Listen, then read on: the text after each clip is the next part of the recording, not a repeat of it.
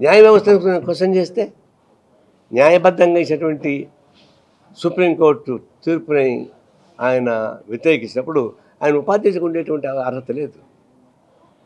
అంటే వాడు ఎస్టోరేట్ మాట్లాడుతుంటే అది కుదరదు. దీన్ని మేము తీవ్రంగా ప్రకటిస్తున్నాం. ఈ రాజ్యాంగాన్ని కోల్చడానికి కొంతమంది తీవ్రవాదులు ప్రయత్నిస్తారని చెప్పేసి అలాంటి తీవ్రవాదుల్లో నక్సలైట్లని హతమార్చాలని చెప్పేసి పదే పిలిపిస్తూ ఉన్నారు. సరే, విప్లవ పోరాటానికి నమ్మినటువంటి నక్సలైట్లు వాళ్ళ పాలసీ వేరుగా ఉండొచ్చు. ఈ రాజ్యాంగం మాకు సంబంధం చెప్పేసి అది వాళ్ళ విధానం. కానీ మీరు రాజ్యాంగాన్ని ఆమోదిస్తామని చెప్పి రాజ్యాంగం పదవులు తీసుకొని రాజ్యాంగానికి వ్యతిరేకంగా మాట్లాడుతున్నారు కదా. ప్రధానమంత్రి కానీ వైస్ ప్రెసిడెంట్ ఆఫ్ ఇండియా కానీ ఎవరు ద్రోహులు? ఇప్పుడు ప్రజల చేత తొనుకబడిన మీరు ద్రోహులుగా మిగిలిపోతున్నారు. మీరే తప్పులు చేస్తున్నారు. అన్నప్పుడు మిగతా వాళ్ళని భావాలు తేడా ఉండేవాళ్ళంతా అలా చంపాలని ప్రయత్నిస్తున్నారు. భావాలు తేడా ఉంటే భావాల ఘర్షణ పడతాయి, చర్చించుకోవచ్చు, పరిష్కారం చేసుకోవచ్చు. వినకుండా పోతే ఎవరి భావాలు వాళ్ళకు ఉంటాయి. లేదా అగ్రీ టు డిసగ్రీ, అది పాలసీ మనం చేస్తూ ఉంది. ఇప్పుడు ఫీజు రియంబర్స్మెంట్, విద్యార్థులు ఒకప్పుడు ఫారిన్ పోతే 30-40 ఏళ్ల క్రితం విదేశాలకు పోతే అంతా బాగా బలిసిన కుటుంబాల నుంచే ఉండేవాళ్ళు. అప్పర్ క్యాస్ట్ వాళ్ళు, బాగా డబ్బులు ఉండేవాళ్ళు, వాళ్ళే అడిగి పోయి చదువుకోవడం, వ్యాపారం చేసుకునేవాళ్ళు. కానీ చంద్రబాబు నాయుడు వచ్చినాక ఇంజనీరింగ్ కాలేజెస్ విపరీతంగా పెట్టాడు. కోళ్ళఫారాల్లో కూడా ఇంజనీరింగ్ కాలేజీ పెట్టేశాడు. కొన్ని కాలేజీ పేర్లు కోళ్ళఫారం కాలేజ్ అంటాడు దాన్ని. ఇన్ఫ్రాస్ట్రక్చర్ లేకపోయినా పెట్టేశాడు. తర్వాత వైఎస్ రాజశేఖర్ వచ్చిన తర్వాత చదువుకున్న వాళ్ళకందరికీ ఫీజు రియంబర్స్ పెట్టేశాడు. దాంతో ఏమైంది? ఎస్సీస్, బీసీస్, బలహీన వర్గాలు, పేదవాళ్ళు అందరూ కూడా చదువుకోవడం, వాళ్ళు ఫారిన్ పోవడం వచ్చేసింది. లోన్స్ ఇస్తున్నారు వాళ్ళకి. ఇప్పుడు పోయి చూస్తే ఏ మూల పోయి చూసినా ఎస్సీస్, బీసీస్, వీకర్ సెక్షన్స్ కోకొల్లా కానీ కనిపిస్తారు. 30 ఏళ్ల క్రితం అధికార పరిస్థితి. అందువల్ల ఫీజు రియంబర్స్మెంట్ ఎందుకు పెట్టారు? సామాన్య ప్రజానీకం చదువుకోవడానికి అవకాశం కల్పించి ఫీజులు ప్రభుత్వం కట్టి వాళ్ళు చదువుకోవడం ఇచ్చారు. ఇప్పుడు ఫీజుల రియంబర్స్మెంట్ ఎంత ప్రసంగం మారింది. ఇప్పుడు సకాలంలో వాళ్ళ ఫీజులు ఇవ్వరు, రియంబర్స్మెంట్ చేయరు. చాలా కాలేజెస్, ముఖ్యంగా నర్సింగ్ కాలేజీలు, చిన్న కాలేజెస్, వాటిల్లో ఫీజు రియంబర్స్మెంట్ రావడం లేదు.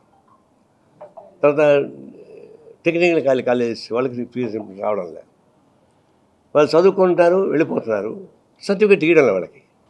వాళ్ళు ఏమంటారు? మా ఫీజులు నాకు రాలేదంటే మేనేజ్మెంట్ పట్టేస్తూ ఉంది. చదువుకొని పూర్తయ్యి ఎలివిల్స్ వచ్చి బయట పోయి ఉద్యోగం చేసుకుందామంటే ఫీజు సర్టిఫికేట్ లేదు. నాకు తెలిసే దగ్గరలో ఒక ఎస్సీ బాయ్ వెళ్ళనే వాడి కూతురికి నర్సింగ్ కాలేజ్ చదివేది, పాపం సర్టిఫికేట్ లేదు. ఇప్పుడు ఇక్కడే కూర్చోండి మురళి, వీళ్ళ ఇంట్లో వాళ్ళు మీ అమ్మాయికి అబ్బాయికా? వీళ్ళ అమ్మాయికి ఫీజు రింబర్స్మెంట్ డబ్బులు రాలే, 2 ఏళ్ళ నుంచి ఆ సర్టిఫికేట్ లేదు. నిర్దిష్టం ఇదే. ఈ విధంగా లక్షల మంది విద్యార్థులు చదువు పూర్తయిన తర్వాత సర్టిఫికేట్లు లేకుండా ఇబ్బంది పడుతున్నారు ఉన్నారు. ఎందుకు ఫీజు రియంబర్స్మెంట్ ఎవరు? గవర్నమెంట్ కమిట్మెంటే కదా అది. అన్నిటికి ఇచ్చుకుంటారుగా. ఆ ఓడులు, ఈ ఓడులు, ఆ ఓడులు అని పిలుచుకుంటారుగా బాగా. మరి వీళ్ళని మీ కమిట్మెంట్ ఏమైంది? 4 ఏళ్ళు 5 ఏళ్ళు చదువుకున్న తర్వాత వాళ్ళకి సర్టిఫికేట్ లేకుండా పోతే వాళ్ళు ఏమవుతారు?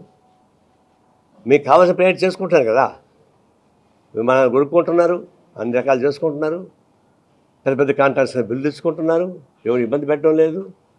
మరి వీళ్ళని ఎందుకు ఇబ్బంది పెడుతున్నారు? కాబట్టి ఫీజుల రియంబర్స్మెంట్ అనేది ఒకరోజు ఆలోచన చేసినా ఇది ప్రభుత్వ క్రిమినల్ చర్యకి పాటుపడాల్సి వస్తుంది. నేరపూరితమైన తప్పు గవర్నమెంట్ ఫీజుల రియంబర్స్మెంట్ ఆపడం అనేది. కొన్ని లక్షల మంది విద్యార్థులను గొంతుకొచ్చేటువంటి వస్తూ ఉంది. కాబట్టి ఫస్ట్ ప్రయారిటీ ఫీజుల రియంబర్స్మెంట్ అమలు చేయాలి. అదేమంటే జగన్ గవర్నమెంట్ చేయలేదు అంటారు. జగన్ ఉన్నప్పుడు ఏం చేశాడు? చంద్రబాబు గవర్నమెంట్ చేయలేదంటారు. ఇది ఎక్కడ గోవాల ఎక్కువ మంచిని ఆదర్శంగా తీసుకుంటారు, చెడు ఎందుకు ఆదర్శంగా తీసుకుంటారు? ఈ ప్రభుత్వం వచ్చిన తర్వాత అందరూ మా ప్రభుత్వం వచ్చిందని ఫీల్ అవుతారు. మరి కానీ ఈ విద్యార్థులను నిరుద్యోగులుగా మారినాక వాళ్ళకి కావాల్సిన ఫీజు రావడం లేదు. ఇంజనీరింగ్ కాలేజీ వాళ్ళు ఏమంటారు, కాలేజ్ యాజమాన్యం అడిగితే ఏమంటారు, మేము అప్పులు తీసుకొచ్చి పెట్టాము ఇక్కడ, లెక్చర్స్ జీతాలు ఇస్తున్నాం, మాకు వడ్డీలు పెరిగిపోతున్నాయి, ఫీజులు రీయింబర్స్మెంట్ రాకుండా మేమేం చేయాలి వాళ్ళు అంటున్నారు. చివరికి లీడింగ్ కాలేజెస్ కూడా అదే పరిస్థితి. తర్వాత అంతకుముందు కాంట్రాక్టర్స్ ఉన్నారు, కొంతమంది కాంట్రాక్టర్స్, వాళ్ళకి డబ్బులు రాలే. అంతకుముందు ప్రభుత్వంలో పనిచేశారు పాపం, డబ్బులు రాలే. జగన్ ప్రభుత్వం వాళ్ళకి ఇవ్వలే.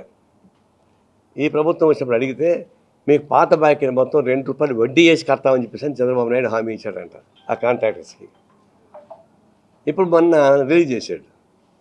రిలీజ్ చేస్తే గతంలో ₹25 లక్షల బాకీ ఉన్నవాడికి అప్పుడు జీఎస్టీ లేదు, ఇప్పుడు జీఎస్టీకి పట్టుకొని 18 లక్షలు ఇస్తున్నారు. 25 లక్షలు ₹2 వడ్డీ లాగా ఇస్తామని చెప్పిన వాడు 25 లక్షలు జీఎస్టీ పట్టుకొని 18 లక్షలు ఇస్తున్నాడు. అయితే అది అందరికీ ఇచ్చినారా? ఇవ్వలే. ఆ కాంట్రాక్ట్స్ చూస్తే గతంలో వైసీపీ ప్రభుత్వంలో ఉండి బాగా అనుభవించేటువంటి కాంట్రాక్టర్స్ వాళ్ళకందరికీ బిల్స్ వస్తున్నాయి. టీడీపీకి అనుకూలంగా ఉండో జగన్కి అనుకూలంగా ఉండే వాళ్ళకి ఎవరికి రాలే. ఈవెన్ టుడే ఈ గవర్నమెంట్లో కూడా గతంలో వైసీపీ అనిపించినటువంటి వాళ్ళకంటే ఎక్కువ మందికి బిల్స్ వచ్చాయి. ఇంకా నిరూపిస్తా కావాలంటే ఆ లిస్ట్ కాబట్టి చూపిస్తా. ఇప్పుడు ఇంజనీరింగ్ కాలేజెస్ వచ్చినాయి. ఇంజనీరింగ్ కాలేజ్ రీఎంబర్స్మెంట్కి ఒక కమిటీ వేశారు. ఆ కమిటీలో దానికి అనఫిషియల్ నేమ్ ఏంటంటే ఎల్లో ఫైలు బ్లూ ఫైల్ అని పేరేట. అది అనఫిషియల్, నాకు తెలియదు. ఎల్లో ఫైల్ అంటే టీడీపీ వాళ్ళది, బ్లూ ఫైల్ అంటే వైసీపీ వాళ్ళది. ఎల్లో ఫైల్ మొత్తం పెండింగ్ పెట్టారంట 5 ఏళ్ళు. ఇప్పుడు మళ్ళీ కొత్త కమిటీ వేసి ఫామ్ చేసి ఫీజుల స్ట్రక్చర్స్ పెట్టారు. ఆ ఫీజుల స్ట్రక్చర్లో కూడా చాలా అన్యాయమైనగా స్ట్రక్చర్ వచ్చింది. మంచి కాలేజీలకి అందరికీ ఫీజులు తగ్గిపోయినాయి, 40,000 30,000 సంవత్సరానికి. మామూలుగా గతంలో బాగా అనుభవించినటువంటి వైసీపీ ప్రభుత్వంలో బాగా అనుభవించినటువంటి యాజమాన్యాలకు అన్నిటికీ ఫుల్గా వచ్చేసింది. ఎంత మ్యాక్సిమం పెట్టారు వాళ్ళకి అందరికీ? 60,000 70,000 80,000 పెట్టారు వాళ్ళ సిటీ. అంటే ఆ లిస్ట్ మొత్తం కానీ చదివితే, దాని పేర్లు మేనేజ్మెంట్ పేర్లు చదివితే దాదాపు ఇప్పుడు ఎగ్జాంపుల్ ఒక 7 ఉన్నాయి, పేర్లు నేను చెప్పడం లేదు. అయితే వీళ్ళందరికీ 60,000 50,000 నుంచి 60,000 దాకా పెట్టున్నారు. మిగతా వాళ్ళకి 40,000 కింద పెట్టున్నారు. లోపలికి వెళ్ళి చూస్తే మన సేమ్ గతంలో వైసీపీ ప్రభుత్వంలో అనుభవించిన వాళ్ళకందరికీ యాజిటీకి వచ్చేసింది. అంటే డిస్క్రిమినేషన్స్. ఏం డిస్క్రిమినేషను?